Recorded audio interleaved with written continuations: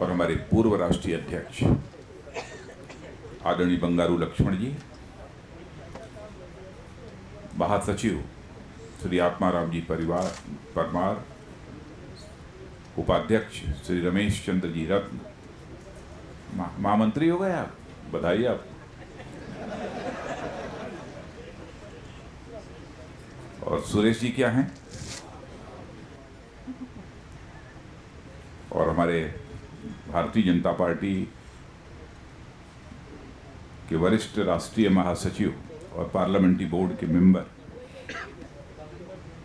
श्री थावरचंद जी गहलोत,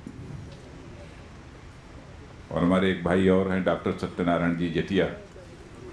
अब इनका परिचय देने की जरूरत ही नहीं पड़ती, यहां पहुंच जाएं अपने आप परिचय हो जाता है। यहां उपस्थित मेरे सभी सम्मानित बहनों एवं भाइयों, बंगारू जी को मैं नहीं भूल सकता बाबा। मैं रात्रि को ही लौटा हूं और सचमुच हमारे यहाँ नोटेड नहीं था कि आज कार्यक्रम में रहना है, लेकिन एकाएक लगभग 11:30 बजे के आसपास डॉक्टर संजय जी पासवान पहुंचे और उन्होंने कहा कि, मैंने कहा कि नहीं, मेरी जानकारी में तो है नहीं। तो इन्होंने कहा कि नहीं 5 मिनट के लिए ही आना जरूर है। मैंने कहा किसी कार्य समिति को संबोधित करने के पहले वक्ता को अपना माइंड भी मेकअप करना होता है, और बिल्कुल हमारा माइंड मेकअप नहीं है, क्योंकि जेट लैग का इस समय मैं शिकार हूं और बराबर हर समय नींद आ रही है। तीनों का मत बोलिएगा, लेकिन आ जाइए जरूर 5 मिनट के। तो मैं इनके आग्रह को टाल नहीं पाया, और मैं समझता हूं भविष्य में भी किसी आग्रह को टाल नहीं पाऊंगा। और मैं यही सोच रहा था कि सचमुच भारत के दलित समाज की ऐसी स्थिति बन जाए कि वह केवल नेता के ही सोच और नेता की दिशा को न बदल सके, बल्कि भारत की सोच और भारत की राजनीति को बदलने की कुव्वत यदि उसके अंदर पैदा हो जाए, तो मैं समझता हूं तो बहुत बड़ा परिवर्तन आ सकता है इस देश में। और जिस समय मैं अनुसूचित मोर्चे के कार्यक्रमों की संबंध में देख रहा था कि आगामी 90 दिनों का कार्यक्रम, और हमारे श्री महेंद्र जी पांडे, और मैं सचमुच महेंद्र पांडे जी को मैं बधाई देना चाहता हूं। मुझे यह कल्पना पहले नहीं थी कि सारे मोर्चे और प्रकोष्ठों का काम महेंद्र पांडे जी किस तरीके से चला रहे हैं। मुझे बेहद खुशी हुई, मेरा सचमुच ये विश्वास और भरोसा बढ़ा है कि पार्टी में ऐसे समर्पित लोग हों तो सब कुछ किया जा सकता है। तो जब वो जानकारी दे रहे थे कार्यक्रमों के बारे में, तो मैं देखा कि विधानसभा सम्मेलन और वो यात्राओं का कार्यक्रम है, जिला सम्मेलन है, संसदीय क्षेत्र सम्मेलन है, ये सब कई कार्यक्रम आगामी 90 दिनों का आप सबने बना रखा है। और महत्वपूर्ण बात की दलित उत्थान यात्राएं, अब श्री काशीराम जी जन्मस्थली रोपड़ से फिर कहाँ तक, भोजपुर, बाबू जगजीवन राम जी की जन्मस्थली। कभी कभी कोई ये कहता है कि साहब आप भारतीय जनता पार्टी के हैं, तो दूसरे दल से संबंधित जो दलित नेता हैं उनका नाम आप क्यों लेते हैं। लेकिन बहनों भाइयों, मैं कहना चाहूंगा कि किसी बड़े व्यक्ति के बारे में, किसी महापुरुष के बारे में, जिसका किसी न किसी रूप में इस देश को योगदान है, तो उसे किसी दल के साथ जोड़कर नहीं देखा जाना चाहिए, नहीं देखा जाना चाहिए। मुझसे यह भी लोगों ने शिकायत की कि कार्यालय में इन्होंने काशीराम जी का चित्र लगा रखा है, जगजीवन राम जी का चित्र लगा रखा है, बिल्कुल साफ उचित नहीं है। मैंने कहा कि भाई मैं अपने को समझा नहीं पा रहा हूं, लगा रखा है, लगा रखा है, कोई हर्ज नहीं है। दलित समाज के अंदर जागरूकता पैदा करने में उनका योगदान है, इस सच्चाई को कोई नकार नहीं सकता है।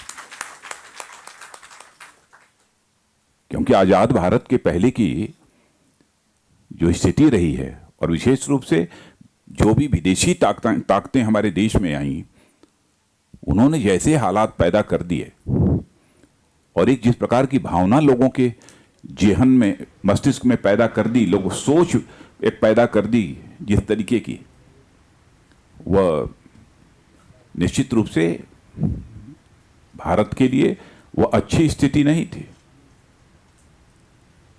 और मैं तो कहूंगा सचमुच वो विभाजनकारी थी। लेकिन यह सब सारे जो हमारे नेता हुए हैं, उन्हें मैं दलित नेता नहीं कहना चाहता हूं। बाबा साहब भीमराव अंबेडकर से लेकर और यहां तक सबका इस राष्ट्र के लिए योगदान है।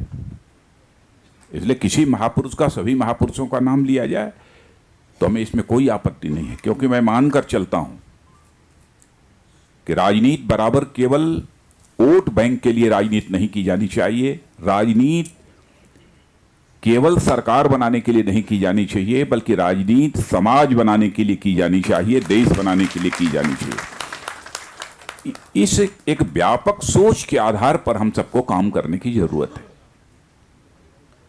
और मैं व्यक्तिगत रूप से प्रारंभ से ही इसी सोच का रहा हूं। प्रारंभ से मुझे याद है कि मैं उत्तर प्रदेश में जब शिक्षा मंत्री था, उस समय भी 40 साल की आयु थी।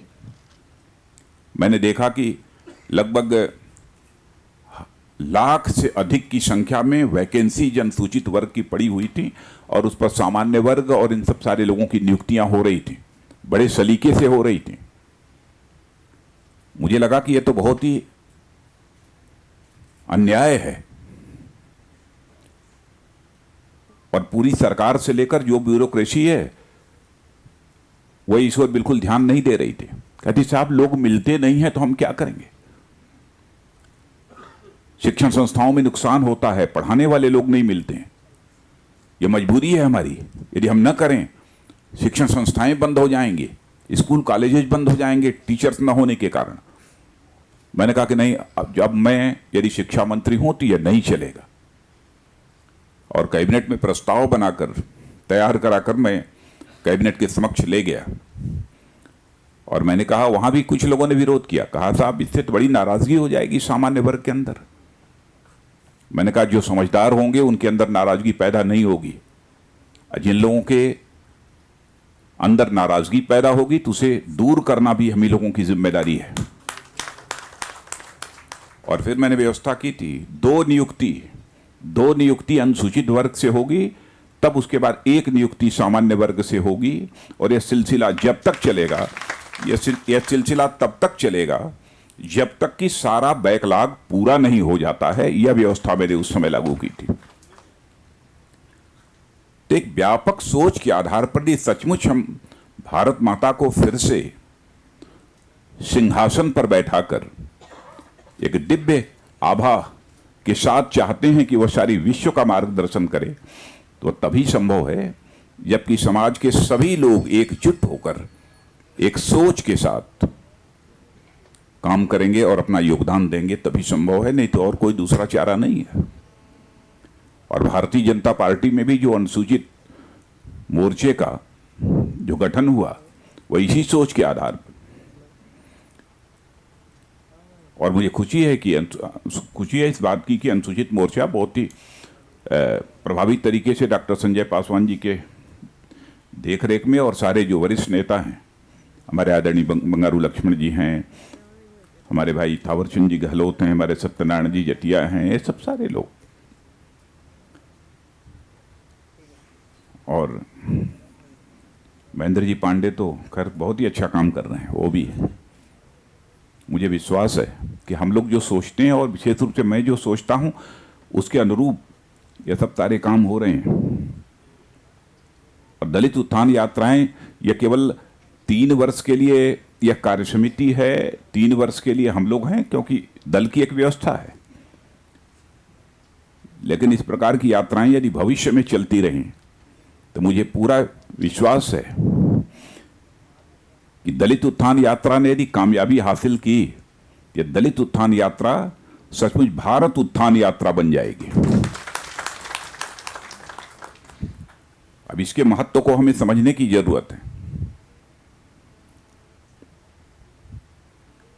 मैं फिर से आप लोगों को बधाई देना चाहता हूं। मुझे भाषण देने का मूड भी नहीं था और मेरा न तो माइंड मेकअप था, लेकिन मैंने सोचा कि मैं चलूं। सारे देश भर से हमारे अनुसूचित मोर्चा के कार्यकर्ता आए हुए हैं, तो चूंकि कार्यालय में आए हैं तो एक बार मुझे भी उनका अभिनंदन और स्वागत कर लेना चाहिए। तो मित्रों, मैं भी अपनी तरफ से इस भारतीय जनता पार्टी के केंद्रीय कार्यालय में आए हुए सभी आप योग्य और कर्मठ कार्यकर्ताओं का हार्दिक अभिनंदन करता हूं। आप सबका मैं स्वागत करता हूं और आप सबको मैं हार्दिक शुभकामनाएं देता हूं। आपके सभी कार्यक्रम सफल हों और भारत माता को बिल्कुल पुनः सिंहासन पर आरूढ़ कराने की स्थिति में आप पहुंचे और वह भारत माता जो सारे विश्व का मार्गदर्शन कर सके, जैसा कि स्वामी विवेकानंद जी की जो कल्पना थी उसको हम साकार कर सकें। इन्हीं शब्दों के साथ आप सबको धन्यवाद देते हुए अपना निवेदन समाप्त करता हूं।